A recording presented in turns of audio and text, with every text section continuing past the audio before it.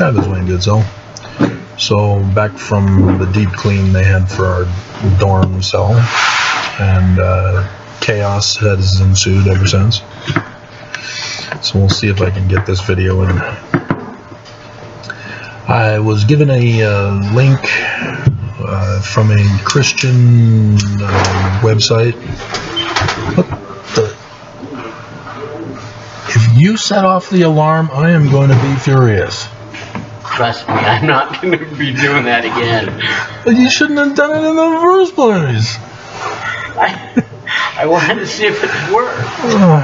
Oh my God. This place almost burned down, and the smell is now going to ascend up into the smoke detectors. Dear God, we're all going to die. So anyway, where was I before I'm about to be interrupted with a fire alarm going off? Fire. You didn't get sucked up by the fire. So there's a TV show that's going on, and it's called The Chosen. It's a Christian channel, but there are a couple of co-producers who are Mormon. And I've been going over with you how Mormons do not understand Mormonism. But nonetheless, there is the Book of Mormon. They do know how to parrot passages from the Book of Mormon.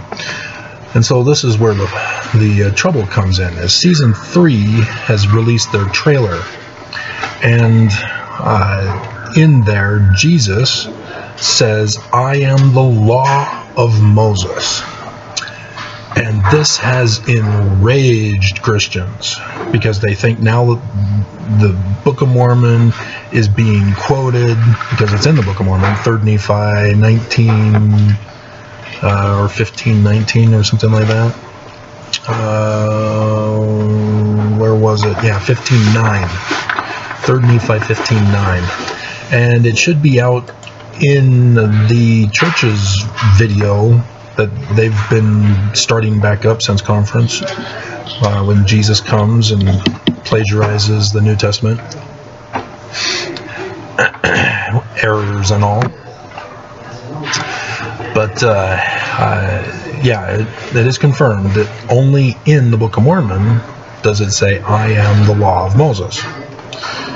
And so there's some outrage that Mormon doctrine is being perpetrated upon Christianity, and they want it stopped, and they're telling people not to watch the show anymore because this has now been infiltrated by the Mormon Church trying to impose Mormon doctrine and blah blah blah, convert Christians to Mormonism. And yeah, that's what the church is trying to do to you, but they're not smart enough to do this. And there's some problems that Christians have, as Constantine is the cause of Christianity. He created them in a Nicene Council with a Nicene Creed at the Council of Nicaea, 325 CE. And all of the bishops were rounded up, forced to attend, and be one, united into one organization, because the Roman Empire was having trouble eliminating the original Jews, and other people were coming up, and it was too much of a hassle, and no Roman Empire was successful.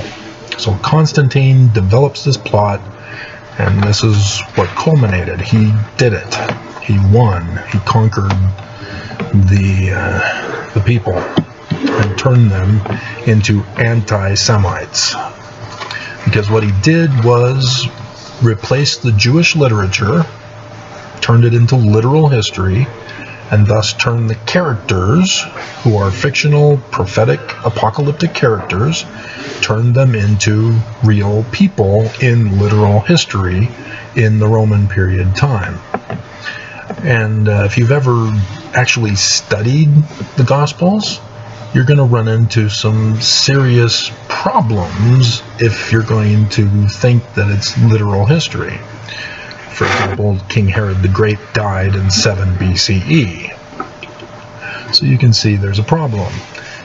And the shepherds lowing in the fields, well, they don't do that in December 25th. So there's some problems if you're going to call it literal history and merge it with the traditions that have come up and emerged as Christians demand certain things to replace history and deny science and truth. And so this turned the newly created group called Christians into anti-Semites, as that was not the original intent of the Scriptures. And this is a perfect illustration for you, because the Book of Mormon says it's written in the learning of the Jews. So even though it has Jesus in it, it's a prophetic code word for the Jewish Christ, same as the Gospels. Because Isaiah tells us his name is supposed to be Emmanuel. So one of those other problems is in Matthew, where he quotes from Isaiah, but then names him Jesus anyway. Yeah, because it's not literal history. His name is supposed to be Emmanuel. But he's calling him Jesus because of the prophecy that comes from Jeremiah, that he shall save the Jews.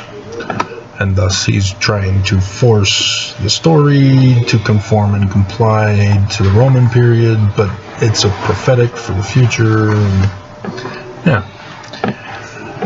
So all you have to know is this is not literal history. And so then you get to John. John starts off in, we'll have to come back to John 14. So in John 1, he says that in the beginning was the Word. The Word was with God, and the Word was God. Mistranslated, not essential for this part. And yeah, I know the Book of Mormon and Joseph Smith and the Doctrine and Covenants make some changes to this. But it goes on in verse 4, in him was life, and the life was the light of men. So here we have Word, life, and light. Okay? So then we'll go to John 14. Yeah. John 14:6. Jesus said unto him, I am the way, the truth, and the life. Okay, so Word and light are replaced with way and truth. Same thing. Different words, but they come from the same meaning from the Hebrew words. And the Hebrew word for way or word is the Torah for the Jews. And so that's what he's saying. Jesus said unto them, I am the Torah. In other words, he's the law of Moses. So it's in John. Christians, if they knew Hebrew and not replaced Hebrew, they would have known this. But they're anti-Semitic. This is what Constantine did to Christianity, is did away with the learning of the Jews. But John still retains the learning of the Jews because it was written by a Jew. And so it's Christian interpretation that does not understand this concept. And so the truth, that's light. And Joseph Smith goes over this. Section 93 of the Doctrine and Covenants. Light and life of the world. Light of truth. And so it's real simple, but hilarious, because it shows that what Constantine did was anti-Semitic. It was an attack on the Jews, to replace the Jews, to replace the Jewish Christ, to replace the Jewish literature. And so what the Mormon Church has done is exactly the same thing to Joseph Smith. They've replaced the religion and now it's Christian instead of Jewish. They've replaced Joseph Smith's Christ with Jesus, the Christian Christ, and they've replaced Joseph Smith's writings, even the Book of Mormon, with a Christian interpretation. They replaced the Jews. And white supremacists yell the chant, Jews will not replace us. And what they mean is, we're going to replace the Jews. And so this is actually a revealing of the hatred that has been embedded in Christianity. And they don't see it, and Mormons don't see it, because the church never would have thought to do this. It would have been the two Mormons if they had known, but it's doubtful. But I can see them being sneaky and throwing in some stuff. Sean McFarland was my mission companion in the Bronx, and he took me around to all of the cathedrals in New York, and would play some of their known compositions and some classical pieces, and then throw in some Mormon unique hymns. And nobody would know unless they knew of the Mormon hymns. And so I can see Mormons who are co-producers of this show doing something like that. But I doubt it, because Christians were on top of things here.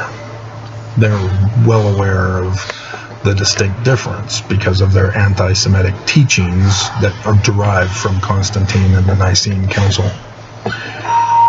But the church, they wouldn't want any learning of the Jews put in to a Christian show, because the church, if you hadn't caught on, wants to claim to be Christian and be a part of Christianity.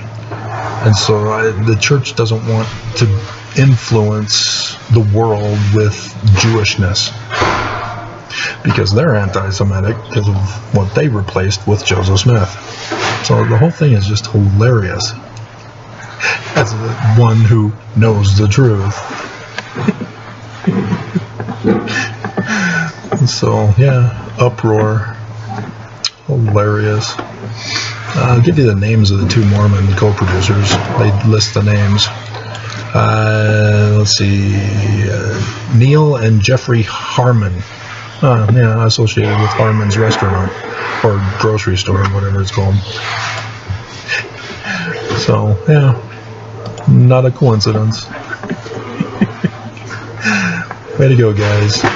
Your presentation in the show as co-producers has caused a paranoia. Because I can guarantee you both Neil and Jeffrey, was it, don't have a clue that we're supposed to be Jewish. They think that we're Christian. So I don't see them even knowing what they did to piss off Christianity.